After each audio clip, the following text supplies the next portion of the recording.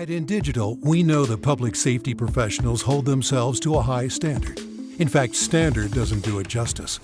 In over 25 years working alongside you, carrying millions of calls over our IP networks, your dedication has inspired us.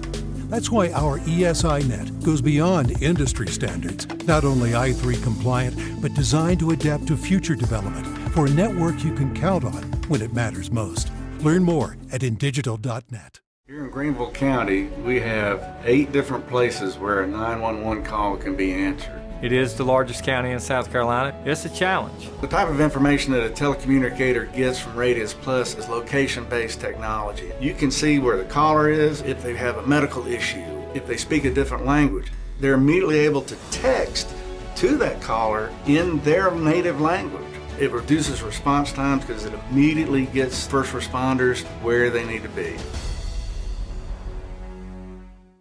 If Within the Trenches has ever taught you something, open your eyes to what it is like to be a 911 dispatcher, or has inspired you to become one, then help support us and join our Patreon. Get exclusive bonus content, one-of-a-kind swag, discounts on merchandise, ad-free early access to new episodes, and much more. To join, please visit patreon.com/WTT podcast. And if you're an industry partner, we have something for you as well.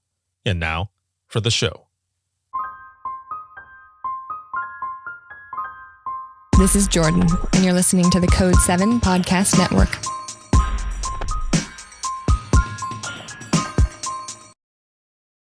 Warning. This episode contains the 3 A's of podcasting: adult content, adult language, and awesomeness. You've been warned.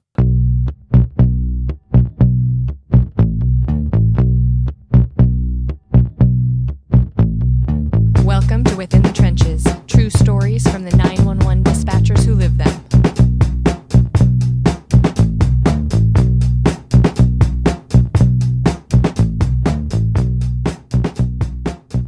Hey, what's going on? This is Ricardo of the Code 7 Podcast Network, and this is going to be Within the Trenches, true stories from the 911 dispatchers who live them. This episode is sponsored by InDigital, as well as Rapid Deploy and Carbine, and as always, a shout out to patrons. Thank you so much for everything, and there's so much that is going on. You know, we are already at the end, pretty much the end of February. We're just a few days away from March. Oh man, it was going by fast already. And we're jumping into the beginning of conference season. So there's a lot of different conferences that I'm going to be going to. I'm going to be doing different presentations, keynotes and such, all of that. But especially for Imagine Listening. So Imagine Listening is going to be coming up first here actually next week, Monday, I believe. It's going to be next week that I'll be doing Imagine Listening. I'm going to be doing this at Calnina. So it's going to be a lot of fun. I'm going to be at Calnina, and I'll be out there, like I said, doing Imagine Listening, but I'm also going to be in the vendor hall, and I'll be recording episodes with attendees out there, as well as my new media partner sponsor. And by the time this episode comes out, the announcement will have already been made, so I'm just going to go ahead and say it now. The new media partner sponsor is Rapid SOS, and we have a lot of stuff planned, things that we're going to be doing at Calnina and other places, so make sure to look out for that, and thank you so much, Rapid SOS, for being a media partner sponsored. So look out for all of that that's going to be coming up. So my guest today, I'm excited to have her on, and she is also the face of the 2022 podcast cover, and I'm going to put that here on the screen in just a moment. For those of you who are listening audio, all you have to do is look at your phone, or if you're listening in your car, just look at the screen. You'll see her right there because it's on the cover. So make sure to check that out. But my guest today is Monica, and she is Supervising Public Safety Dispatcher with San Jose Fire Department out of California, with about 15 years of experience coming up this May. Hi, Ricardo. Thanks for having me on. Yes, no, thank you for being on, but also we're just going to go right into this because I mentioned it right off the bat, but I want to put this up on the screen, and bam, there you are. This is an excellent picture. There were a bunch of pictures that ended up coming in. Usually I pick one for the year that's coming up, but yours was so good along with the one that I had chosen for 2021 that I ended up sending you a message and saying yours is going to be there for 2022, Yeah. and it was already done. And this was one of the things that I love doing, because in the beginning it was just a static graphic, which is fine. There's a lot of them that are like that, but because we're talking about real people, real stories, and just all of this with 911 dispatch, I wanted to add that element of just being human, those who are answering the calls, but also on the radio and everything else. So saw this picture, came in, it was excellent. This is a great action shot. Thank you. Yeah, thanks. It's fun. I think we were doing it for a recruitment thing, and Mhm. Randy Christopher, he's one of our dispatchers here, recently retired, but photography is his thing, and we asked him to take some photos for us, and he was able to get that action shot that's so hard to get for dispatchers. This is very true. Yes, because some of the other ones that had come in, they're just like kind of poses and stuff. I was like, I'm not looking for poses. I'm looking for an action shot. Like, I want to see you in your element doing your thing. And this one was perfect. So again, thank you. And there's been a lot of people who have sent messages saying that is an excellent picture. So good work. Awesome. Glad to hear. So I'm excited to have you on here because I want to hear more about your story, how you got started and everything. And it looks like from some of the information that you sent me, you had no previous public safety experience, right? Coming into this, there's a lot of people who that do come from a family of public safety and all, but I think the majority just kind of fall into it. How did you get into it to begin with? Yeah, so that's exactly right. No public safety experience, no prior public safety experience at all. My full-time job prior to this was a wedding coordinator. I'd coordinate 2 to 4 weddings per weekend. So I was used to the weekend work already, working odd hours. Um, but that was about it as far as experience wise. But when I do talk about my prior profession, wedding coordination, I did get the experience of talking and speaking with all types of different cultures and people who were experiencing their own mini emergencies that day. And so it's still a high stress environment for them. Mhm. Except you're in person. And then when you come into that dispatch profession, it's all over the phone, and a much different level of stress and a much different level of emergency, obviously. But still speaking with people and knowing that high level of stress and getting to experience different people during stressful events. It also put things into perspective for me as well. But just speaking with people, because that's what this is all about, right? Mhm. Dispatching, it's people, all different kinds of people, and the guests that come to weddings, and the bride and their bridal party and their family members, talking, speaking, experiencing, going through those lifetime events with people, because that's what we are doing dispatching. It's a Right. lifetime event for someone, and it's obviously at a different measure and level, but it is. And that's what we try to figure out, right? Doing recruitment, what makes that dispatcher? What type of experience do they need? And for us, what we try and focus on in our recruitment is the people element of it. Do they have contact experience? But whoever can find that magic button of what makes a dispatcher, we'd all have our comm centers fully staffed, right? So I Right. want that magic button to figure it out. And for us so far, it's the people who've just had that experience out in the world, the worldly experience, rather than just in one little niche. So you mentioned 2 to 4 weddings in a weekend. So, Mhm. roughly, about how many people did you come in contact with then in those 2 to So 4 over the weekend? yeah, I mostly worked at one venue, and Mhm. they could have up to 250 people at that location. So I would do one wedding on Friday, and then 2 on Saturday, and then 1 on Sunday. There were a couple other coordinators, and so we would kind of hand them off. So if I did one on Friday, and then maybe the Saturday night, and then the Sunday, so about 1,000 people a weekend seen. And then Oh, we'd have our rehearsals on Thursday nights, and go through each wedding rehearsal, get that scheduled. So then we'd have them all ready and good to go for the weekend. jeez. Okay, so about Mhm. 1,000 people that you would deal with over a weekend. About how Yeah. many hours were you, so let's just say on Saturday, you go in, you're going for that first one, how many hours is this lasting? So if I was doing an evening event, Hmm. I would go in probably around maybe 1400 or 1300 to start getting stuff ready in the back. And then while the other wedding was still going on, prepped and ready to go, because once that wedding was complete, we would go in and we'd turn the whole room over, get it prepped and ready to go. Sometimes we did the ceremony at that location, or it might be at a different location. Um, and then we'd go until 1 o'clock or 2 o'clock in the morning. So Saturdays would be that good 14, 15 hours. And then Fridays, same thing, getting it prepped and ready to go. And then on Sundays, so I would live there on the weekends. So, okay. So, and you're the coordinator here. So I'm guessing you're walking around with maybe a clipboard or something with all this information on it to keep everyone on track.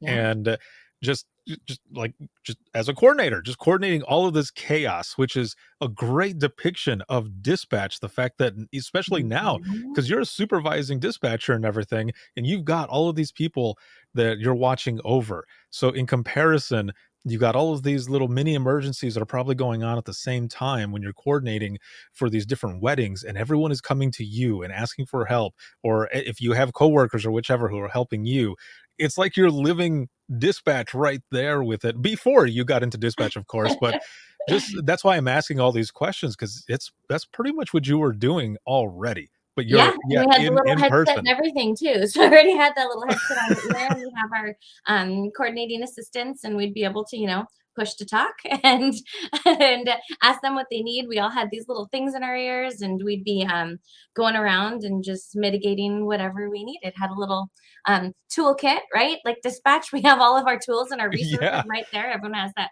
file with the binders to look at. We had our little toolkits, shout wipes and safety pins and whatever else Wow. we needed. So not at the same level, but Mhm. it's experiencing the same thing, and the quick thinking, right? And the reaction, and you have to get it done really fast, and you don't really have time to think. Because it's all happening. You can't stop it. It's coming. The guests are getting there. The music's playing. Yes. You got to get out for that dance. All of it's happening. And like you were saying, you're dealing with every, different, culture and person, that Yeah. personality. And if you think in comparison to the callers, it's almost the same thing, because of course you probably have what we call the frequent flyer, the person who calls all the time, or the person who's intoxicated and calls all the time. But at the wedding, there's always that one person who is the intoxicated person that's walking around, and you're trying to figure out how to deal with it. So you've got all of these different personality types that we usually deal with over the phone, but also in that comparison, they're at the wedding as well. So you were definitely in training going Right? towards Yeah. this So if you know profession. any event coordinators and you need some staffing at your centers, ping them, because they have all those attributes. Right, exactly. So you end up doing this as a wedding coordinator, anything and everything. How did you even get into the dispatching part of it? Did you have friends or something? Did they say, "Hey, you would be really good at this," or did you just happen to see it online or newspaper or something like that, and you thought, "I'm going to go ahead and try this"? So, funny story with that, because I did not apply for myself. Hmm. Someone else filled out my application. It was my boyfriend at the time. He was looking for jobs for himself. And he saw this one and thought, hey, Monty would be really good at this. And so he filled it out for me, and he forgot to tell me. He didn't even tell Oh, me about it. And then surprise! I got an email that said, congratulations. You passed the first screening, and I got invited to something. And I mentioned it to him, and he's like, oh, yeah, I forgot to tell you. I thought this would be really awesome. It was a description. It looks like you could totally do this. And um, so I pretty much said, okay. And I showed up to take the test and the interview, and I kept passing. And then I was there about, I think the process took maybe 9 months to eventually get in the door. And then I've been here ever since. So I never applied to another agency. I came straight here to San Jose Fire, so I've never had a PD or law enforcement background. It's always Mhm. been fire and medical for me. But now husband, so I thank him for getting me into this profession or this career, because I really had no idea, right? No one grows up thinking, hey, I want to be a 911 dispatcher. Yeah. They usually get into it by accident, or they do have that public safety in the family, and then they can hear about it and learn about it from there. But it's usually later on in life, because it's not that visible career that everyone sees or thinks of with public safety. So he did it for me. That's pretty awesome. Then I passed the test to get here. So you mentioned that it was about a 9-month process and everything to get in there. What were some of the things that you needed to do? I mean, was that like the background check? Were there like panel interviews or different tests that you had to take? What was it exactly that you went through during those 9 months? Yeah, so it's the initial application period. Mhm. And then for us in our recruitment process, they do the screening of the applications, and then you get invited to take the PHQ, so personal history questionnaire. It's kind of like a little mini background. You fill out that packet of questions and it gets Mhm. sent out. They determine whether you're low risk, moderate risk, high risk type of hire. Once you pass that, you attend like an orientation. I remember this orientation, and it was a room full of candidates. And there were hundreds of candidates sitting in this room. And one person asked a question on how many vacancies they were hiring for. And the person speaking said they were hiring for 3 vacancies. And there's hundreds of people in this room, and you just hear the sigh that everyone Oh, makes wow. in this room, because everyone is trying to apply and get this job.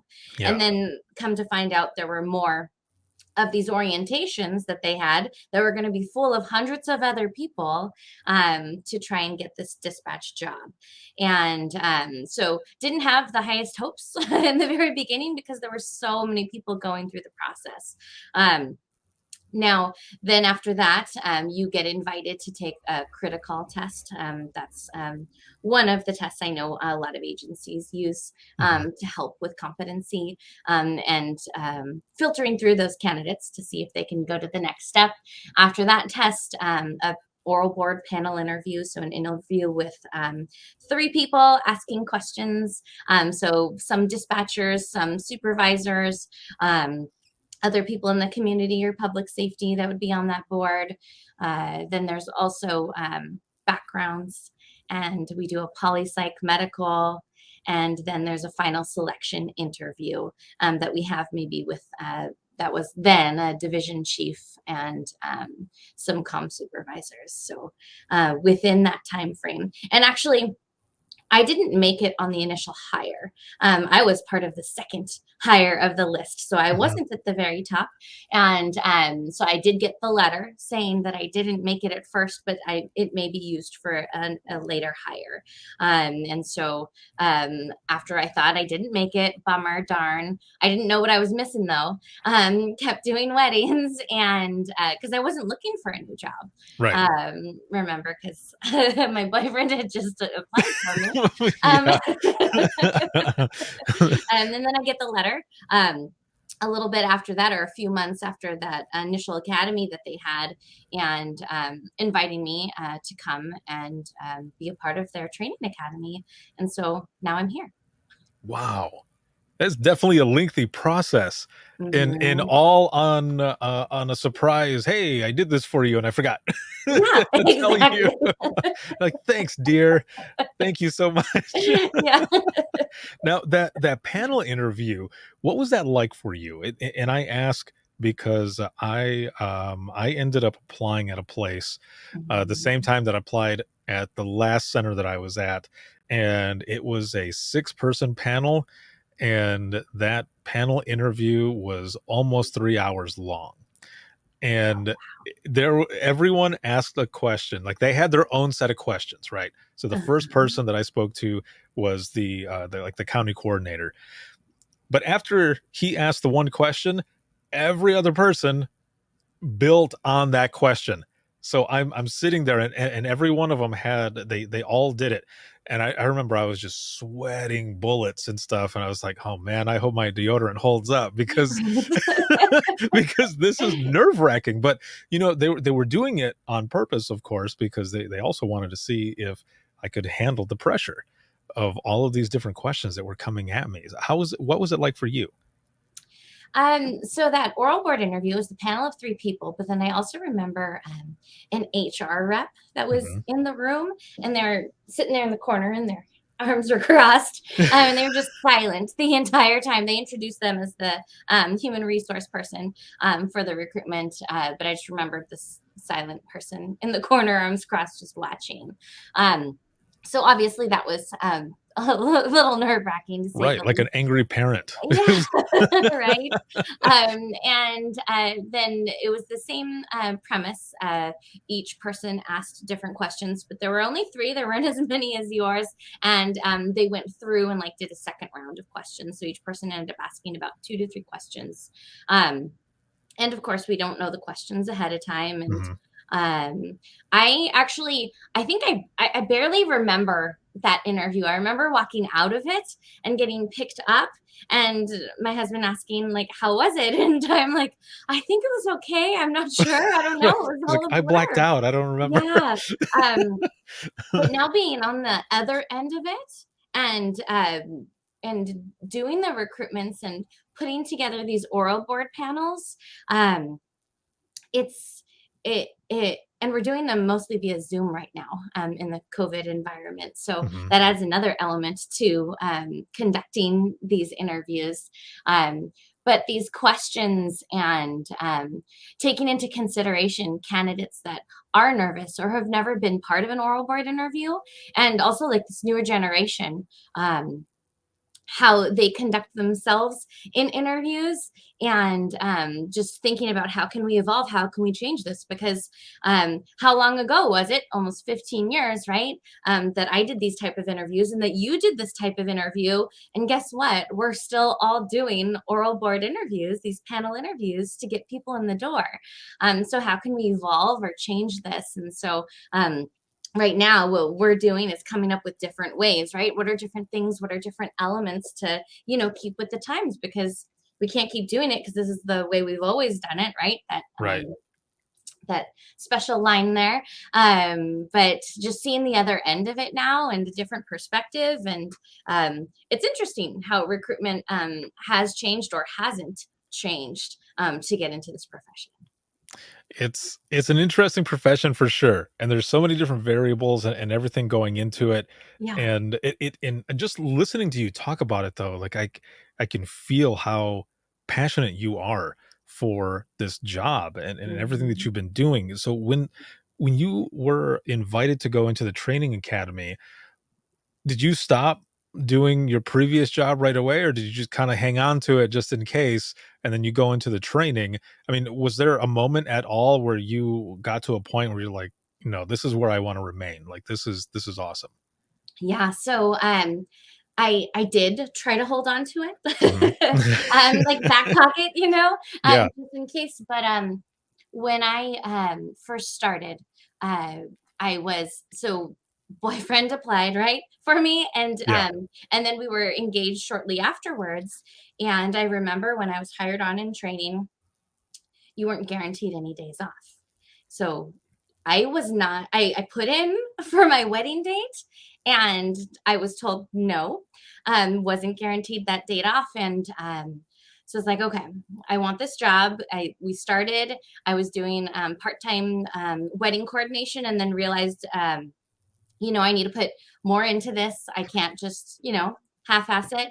And I need to be all in, right, to learn how to do this profession. And I realized that I liked it, and I realized that I love it. And I realized also that lived a pretty sheltered life. I had no idea all these things were happening in our city.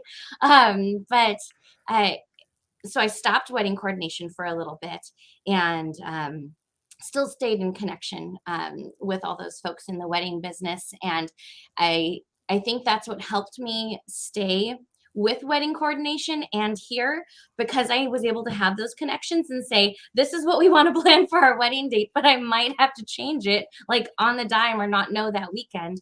I got far enough in my training, and they ended up letting me know that, well, if your CTO, our communications training officer, had those days off, then you'll end up having that day off. And if you get signed off by then we'll give you some days off.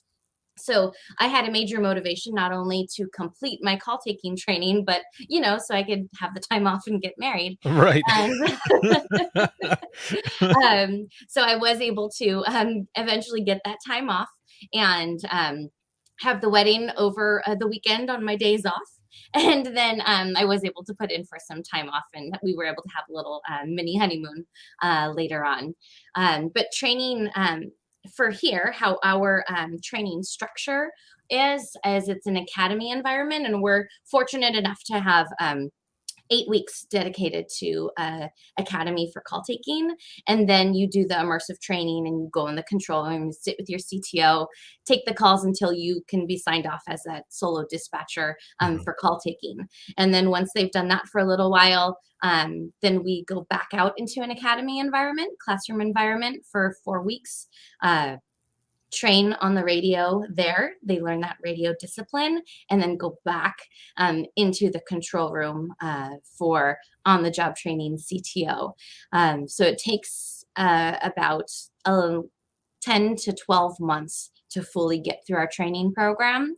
So when I initially started, I was able to get through that call taking and get married, and then go back out into that classroom environment and learn radio. Man.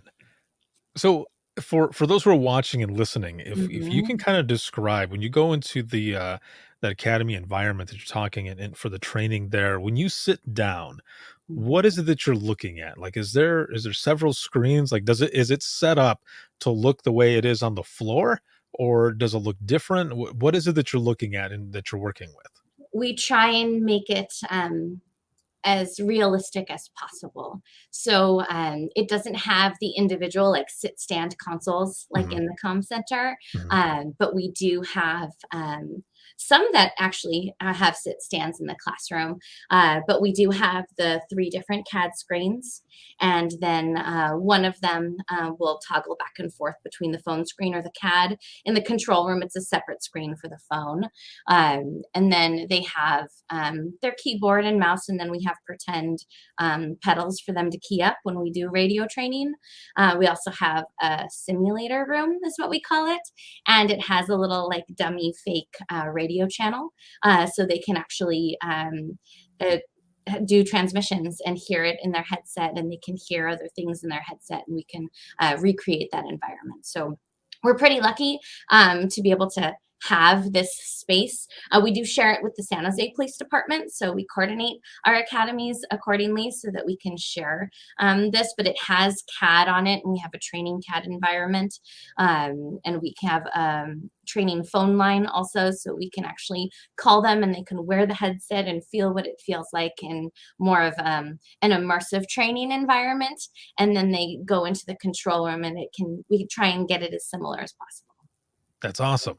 Yeah. So what was the training like for you then? Like for you specifically, were you ever, was there ever any moments where you just kind of felt overwhelmed? Like, did I make the right choice? And the reason I ask is because, so like my first day going into dispatch at the last center that I was at, it was actually the county that I grew up in. So I remember going in and seeing everyone sitting there just working like crazy. Calls are coming in. I see them on the phone. I see them typing. I see them on the radio, and they're calling back and forth to each other. They're also eating at the same time. And I remember thinking, that's a lot of shit that's going on right now. And this even being that I was dispatching in Central Florida for about 3.5 years, but it was a small police department. It was just me by myself for 8 hours. And now I'm going into a central dispatch for the county with, multiple people working, higher call volume, and multiple screens and all this other stuff. And I remember thinking for a moment, like, did I make the right choice? Like, I'm this looks crazy. Everyone's kicking ass and taking names. Mhm. Did you ever have any of those moments, or did you just like jump in? You're like, I got this. Um, yes. And so remember I was on second on that hiring list. Hmm. So Yeah. they had the initial hire prior to my getting there. And there was actually supposed to be one other person that got hired with me. And on day one, they didn't show up. So I ended up being an academy of one. Oh. And so my training was all for me and just me the entire time. And for us here, we usually have hires of a few people at a time. And so I didn't have like anyone to bounce off, I guess, or know really. Am I at the level that I need to be? We get feedback, right? Of course. But to have that academy camaraderie that I'd seen of previous academies because they were still in training. So when I was going through training, I think that was pretty awesome that I was able to just get the one-on-one when it typically is in a group setting. Mhm. And then later on, when I got into the control room, I had different CTOs, right? You move through different CTOs, and it was very early on in my training. It wasn't in the academy. It was once I got into the control room. And that's kind of like, make it or break it, right? They start hearing the calls, they start Yeah. interacting and with the folks in the control room.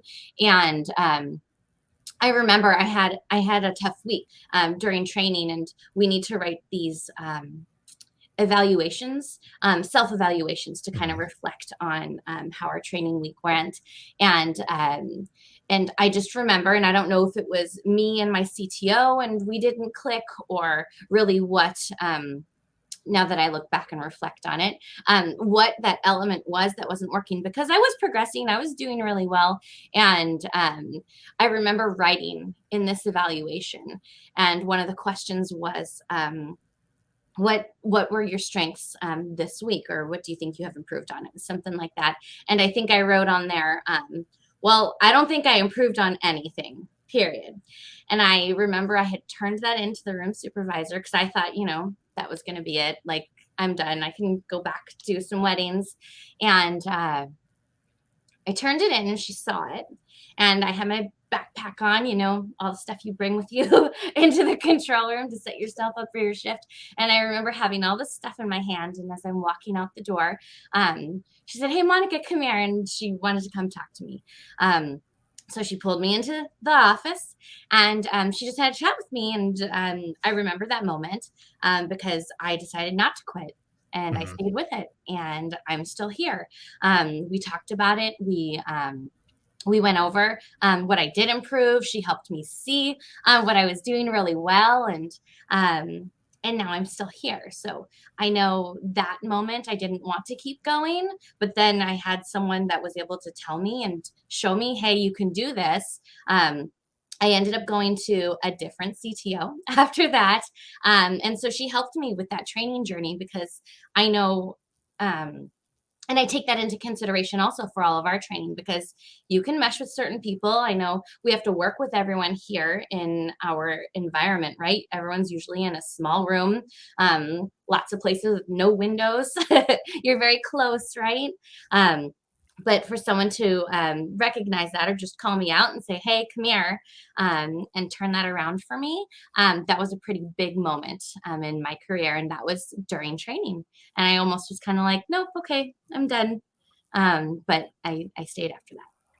Oh, that is always good. I love to hear stories like that because, there are some folks out there, and some of the places are still kind of the same, but I feel like a lot has changed. Where Mhm. you got some of the veterans, those who are a little more seasoned. I'll put it that way, a little more seasoned. Who, the Yeah, old guard is going, they're going into retirement and everything, that that hardcore, this is what it is and there's nothing else to it, you got to figure it out yourself and all this other stuff, pick up your pants, and just do yeah, what you're going to do.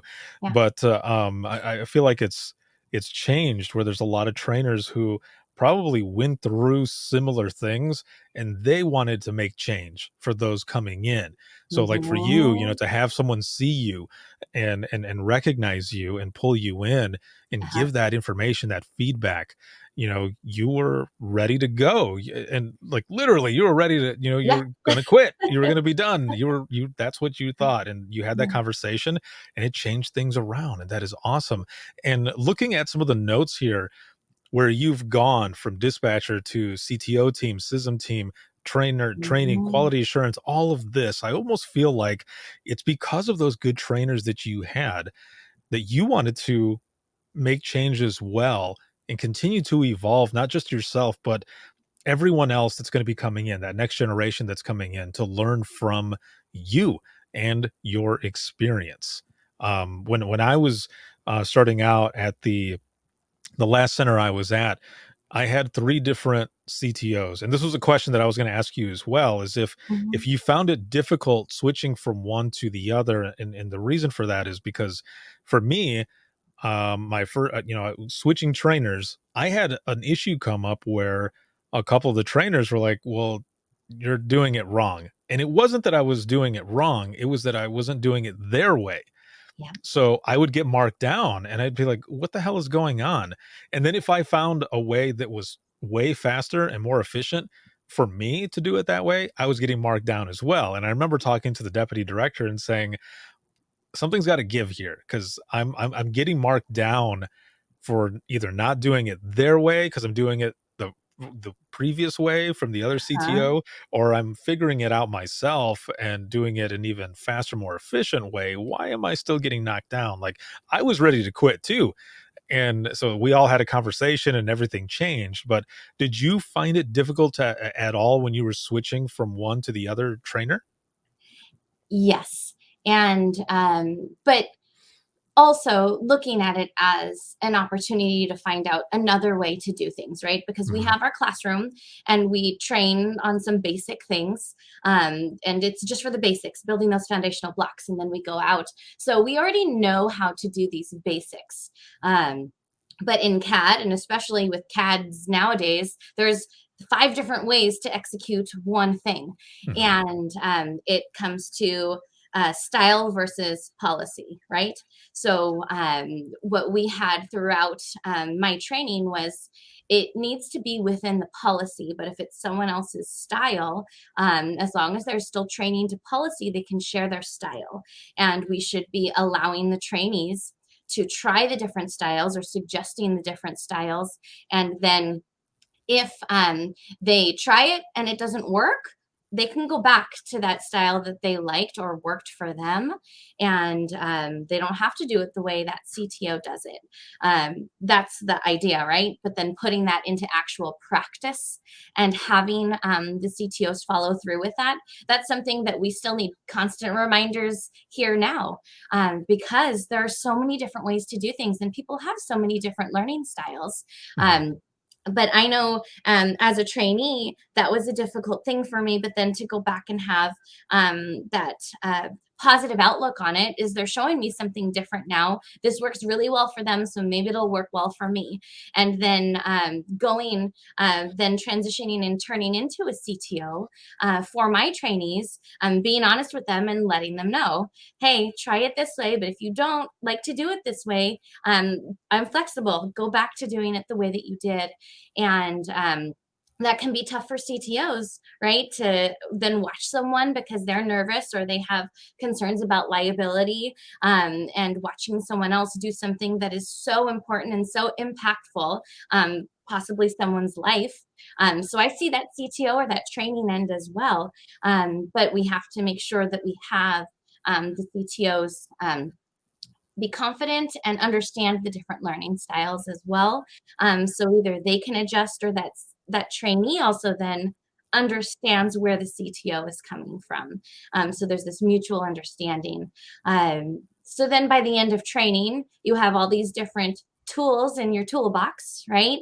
And you then come up with your own style Mhm. and you put it all together, you bits and pieces that you learn from your different CTOs along the way. And what what I do now in the training, and what we do in our little training unit here, is tell them up front and let them know we're very honest about that transition and how it can be difficult. But what can you get out of it? Why is it a positive thing as well? How can you learn from it? And communicate with your CTO as well. I tried it. This isn't working out for me. I'm going to go back to doing it this way. And you're still getting the job done as long as you're following the policy. You're doing it within the time frame that needs to be done. It isn't detrimental.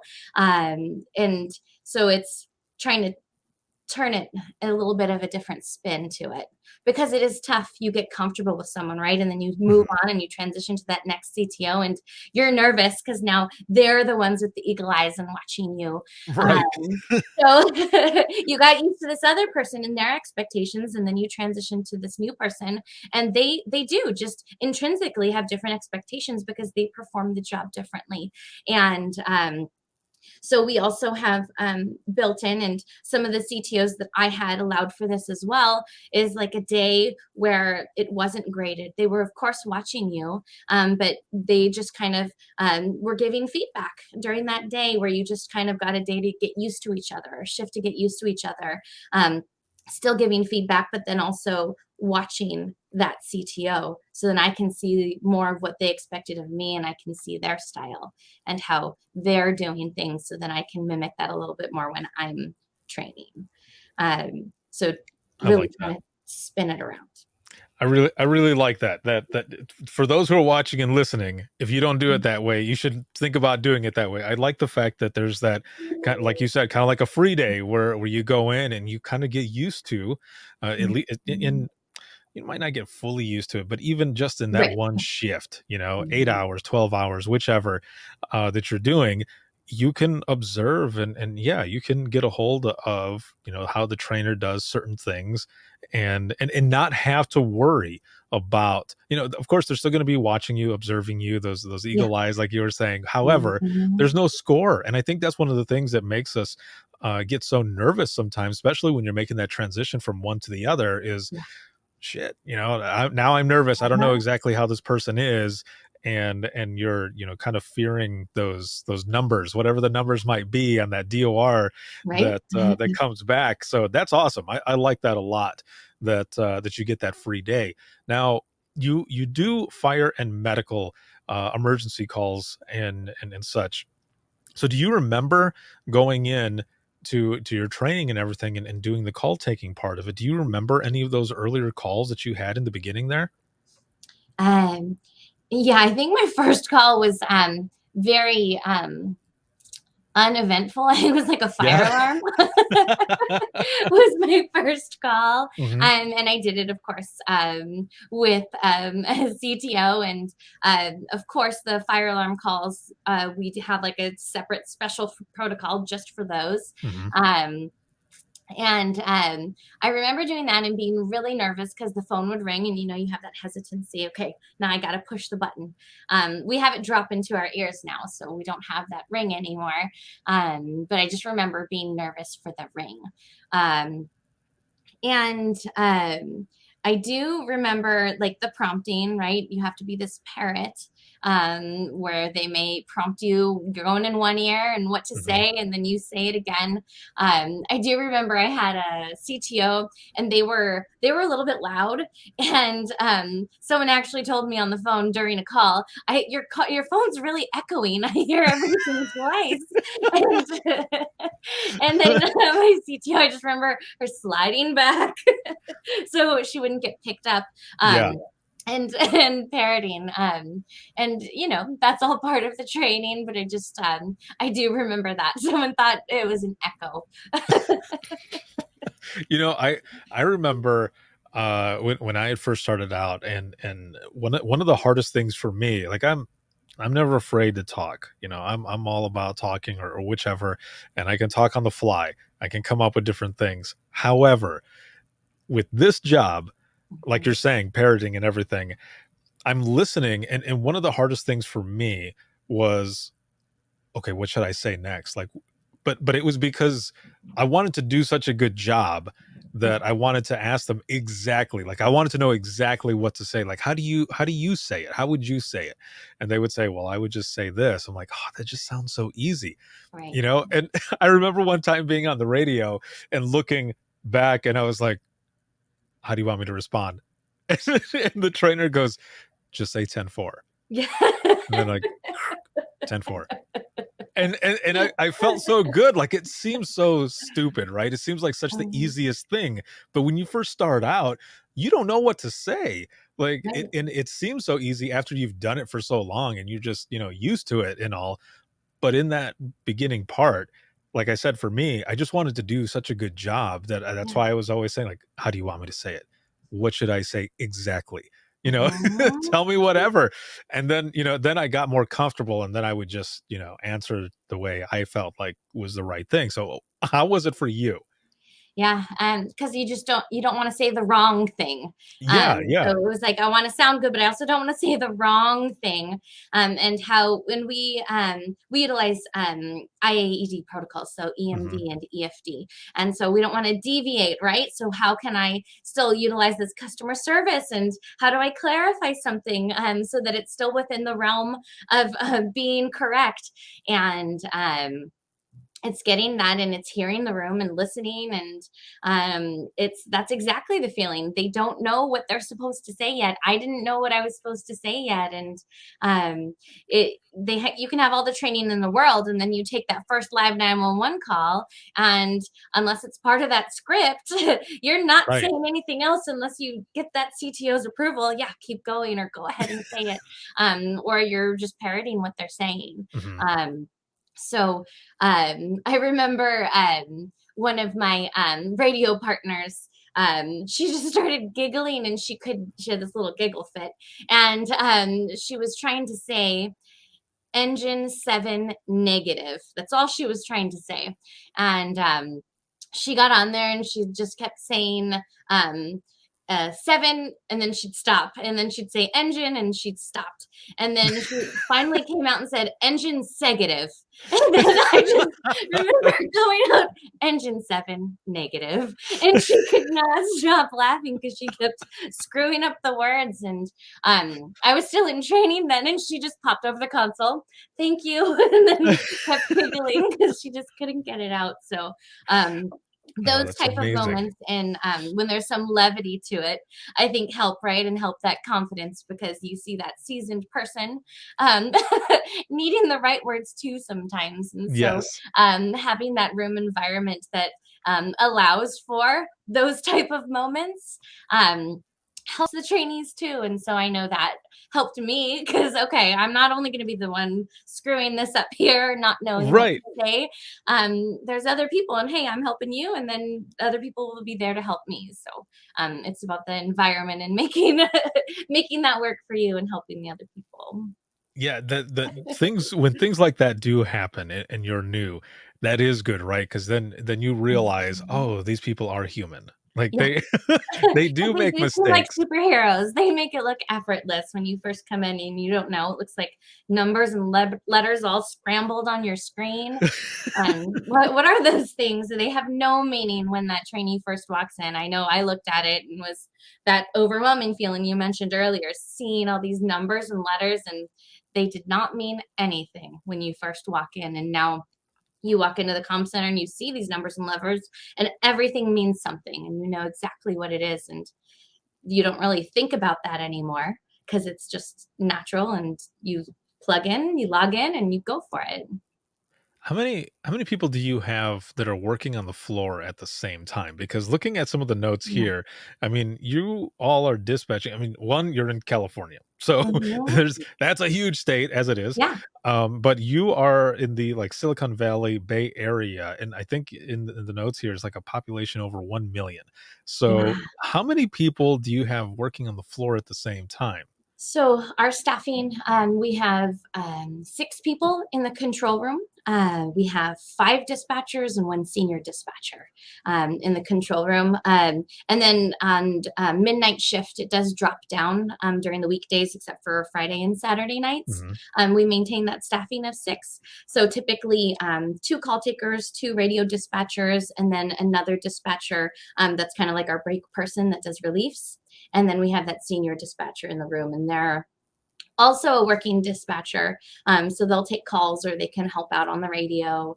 But then they're there to supervise the room and assist where it's needed. We have a population of over 1 million. So we took over, I think it was about 91,000 calls last fiscal year. And we can range anywhere from, I'm trying to remember our little activity log here, 200 to 600 or 700 calls a day sometimes. So it just depends on what events we have. But it's pretty crazy to still think a city of over 1 million people, and we have 2 call takers logged in to answer those fire and medical emergencies. We're considered a secondary PSAP because we don't have that law element. So it gets to CHP or San Jose PD first and then transferred in over to us. But when that relief person isn't doing breaks or they're on break themselves, then they'll log in as that call taker as well. And then how many hours? Are they 8-hour shifts, 12-hour shifts? So right now we are on 8-hour shifts, but our ideal schedule is 9-hour shifts. Once we get more stuffing and there's less overtime, we'll be able to switch back over to the 9-hour shifts. But that allows us a 2-day weekend and then a 3-day weekend, 2-day weekend, 3-day weekend when we're on our 9s. Man, that is a lot. And I can't even, imagine just all of it coming in and everything, or the amount, or not just that, but, the different incident, because the situation rather, because the incident type is always going to be pretty much the same with certain ones that are coming in, but the situations, those are the ones that are always different. And you doing fire and medical only, like I can only imagine some of the stuff that's coming in just for that and all day, that entire shift for all of it. So in your experience, in your dispatch journey, is there a call that you can, and also only if you feel comfortable sharing this, a call that has stuck with you? Yeah, I mean, there's lots of calls, right, that you Yeah. always think of or have in the back of your mind. But I think, and you know what, I bet if I went and I looked back, it was probably the same week that I turned in that weekly evaluation that I took this call. Mhm. And which she let me rewrite, by the way, and turn in a whole new one. So it is not in my file anywhere. It's just in her and my memory, and I don't know Right. if she'd even told anyone else about it. Well, now also everyone who's hearing this story knows about Yeah. it. But a call for me, it was while I was in training, and it came in, and it didn't geo-check. The location wouldn't verify in our computer system, and it was a hysterical caller, and trying to get this location from this hysterical caller. I think I understand the location, trying to enter it in, and it doesn't work. And I'm able to finally figure out it's because it wasn't in our jurisdiction. It was in a neighboring jurisdiction. And what had happened was, once I eventually was able to find out what happened, there was a child in the back of a car, and they had a jump rope in the back of the car. And the window was down, and they had this jump rope flailing outside of the window. And so they had it wrapped around their wrist, and they were watching the end of the jump rope, the handle, flail. And I guess the child kept letting more and more of that jump rope out, and it had wrapped itself around the wheel, and the child's hand had come off. So mom was hysterical. She pulled over to the side of the road, and we had the call transferred into us. And so then that's the moment that I got the call. What I remember about that call was the child in the background, because they weren't crying. that's the part that I remember, because I thought, this kid would be crying, but it was mom who was hysterical. Right. The child was actually very calm and was saying, "Where's my hand?" Like, I remember that. But then there was someone that pulled over. We remember having them go find the hand. And the instructions, because luckily MPDS has instructions for, limbs and what to Right. do with that. And so we were able to give them instructions. And then there were tourniquet instructions as well. We ended up giving it to the correct jurisdiction. So we had people on the radio side finding the jurisdiction, doing that coordination. And then the child ended up being airlifted to one of our local hospitals. And then the hand was reattached. So I was able to find out some outcome of it. And the child was able to have their hand reattached.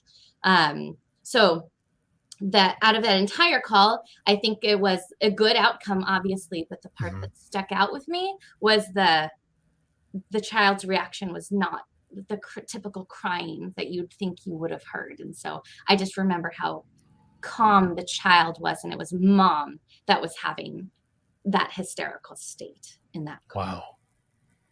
I can see, yeah, definitely where that would really stick with you, especially, just the way it came in, the story. And like you're saying, you would think with a little kid that they would be the ones who are screaming and just going off and everything. But it also that it sticks with you because the kid wasn't screaming. And oh man, was there a debriefing or anything on that, or did you just like jump right into the next one? And the reason I asked that is because looking at my notes here, you're part of that SISM team. And so I wonder, with a lot of the calls that you've taken, was that kind of motivation to join that team as well? Yeah. No, there was no debriefing or anything after that call. In training, I think it was one of my second or third weeks on the floor. And it was, I got some feedback from that CTO, and then on to the next call. So I don't think there was any time to process. And I do think that is probably one of the reasons why I got into CISM once I was, off probation, or all of the different things that we have criteria to get into our extracurricular teams. And how important that mental health part of it is, because and it wasn't in our jurisdiction. So I think hearing the outcome of that call and eventually finding out, because I had asked someone else, it wasn't my CTO at the time, and they had, because I think media was trying to get a hold of the recording, because people had heard about it. And so it was a call that people wanted, and I'm glad that I was protected within the realm of training because that recording didn't come out, and I only heard about it because someone else ended up asking for me, and we also had to find out, because it was such a call that people were asking about. And so I think it ended up on the news, maybe not my recording, thank goodness, but they did a story about the child and the mom. And so I was happy being behind the scenes as the dispatcher at that point. And in retrospect now, I probably would have taken more action, right? Like, I would have wanted to find out that shift, let's call that comm center. It's our neighbors. See what they know about it. Where did the kid get transported? Can we ask our county EMS agency what they can share with us? That's within the certain HIPAA laws that need to be followed.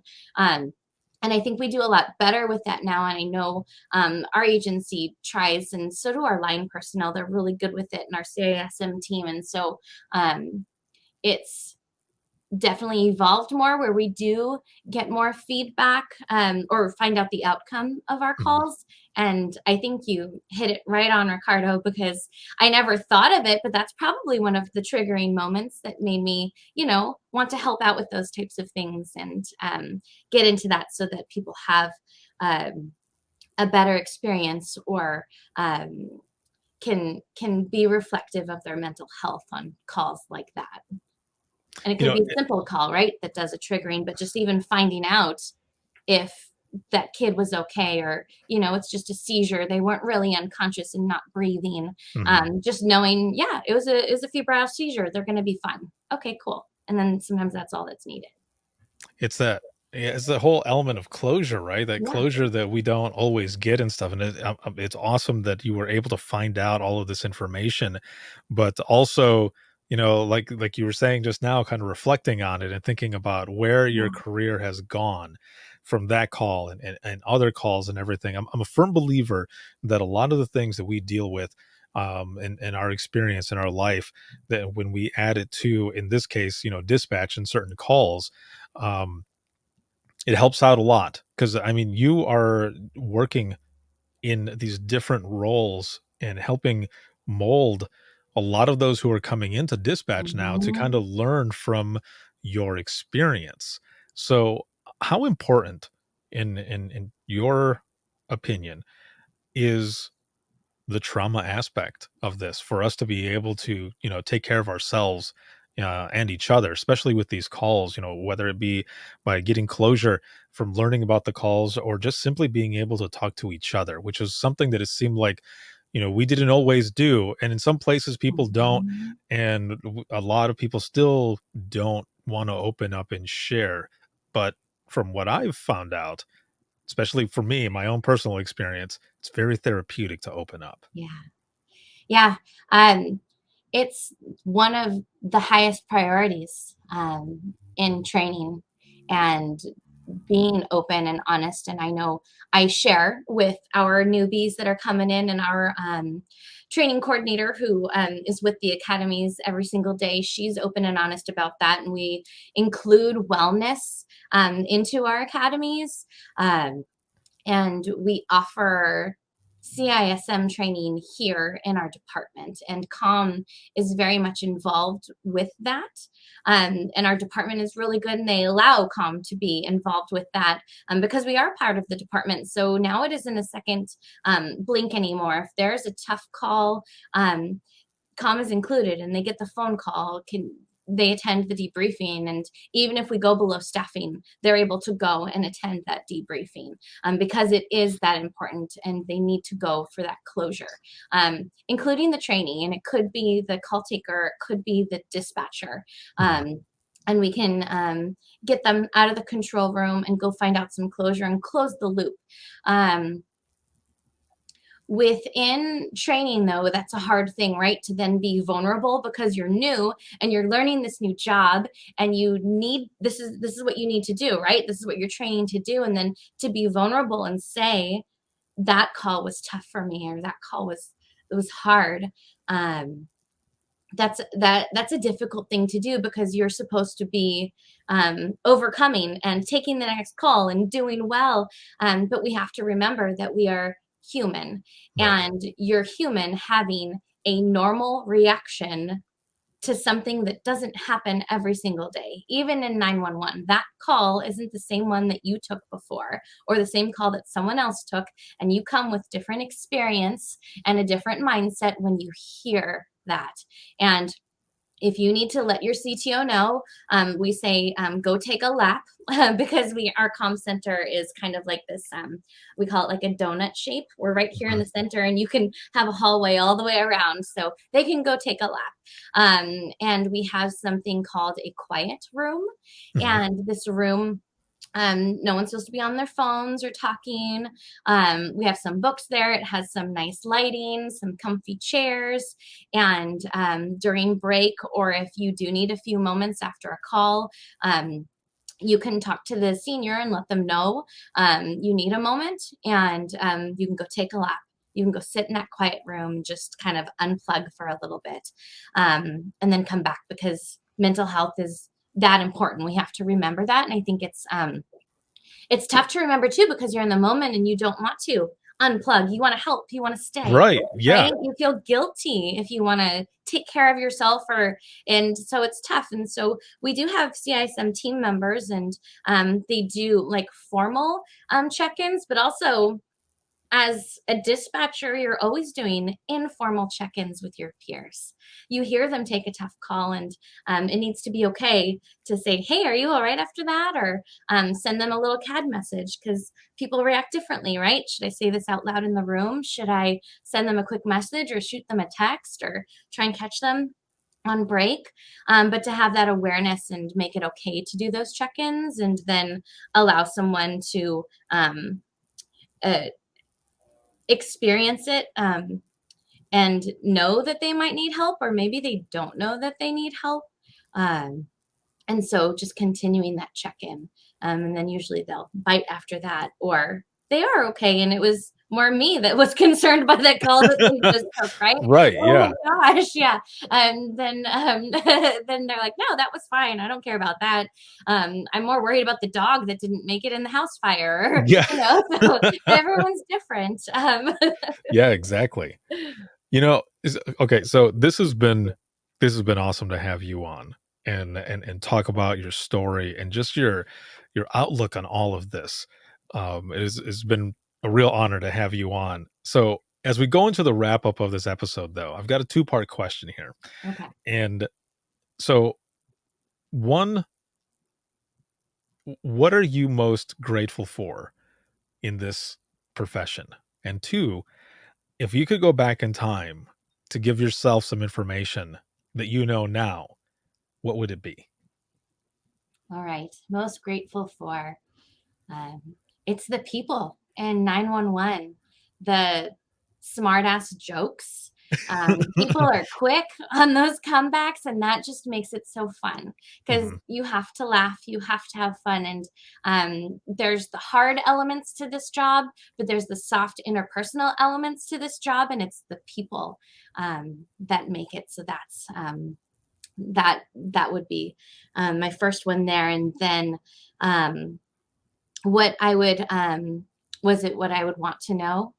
Yeah, if you could go back in time So, to give yourself a little bit of information that you know now, like what would you tell yourself? Like for me, if I went back in time, I would tell myself to get into yoga a little bit earlier, but also, like meditation and stuff, because like breathing techniques and everything really helped me out to stay even more calm than I was before on phone calls, to be able to help those callers as well. So for you, if you could go back and tell yourself something, what would you tell yourself?